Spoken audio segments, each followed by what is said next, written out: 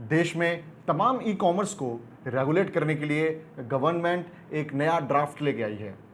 नमस्कार दोस्तों, मेरा नाम है प्रतीक शर्मा और आज हम बिजनेस डेली में इसी ड्राफ्ट के बारे में बात करेंगे।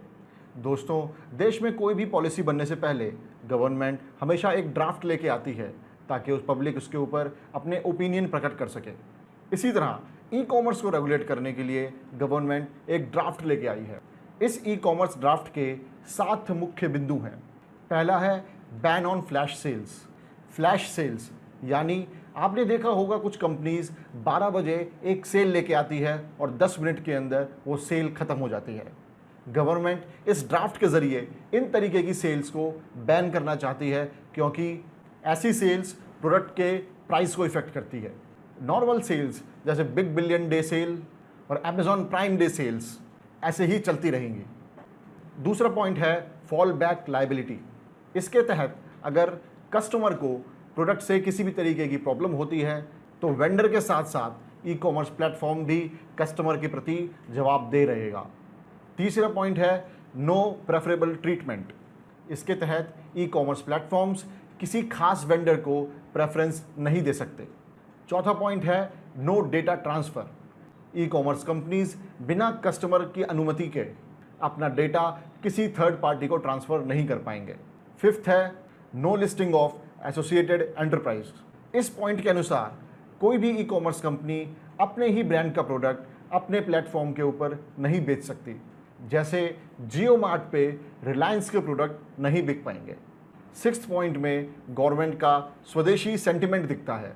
इसके तहत ई कॉमर्स कंपनीज को किसी भी प्रोडक्ट की ओरिजिन कंट्री मेंशन करनी पड़ेगी और उसके साथ साथ ही उसका डोमेस्टिक ऑल्टरनेटिव भी देना पड़ेगा।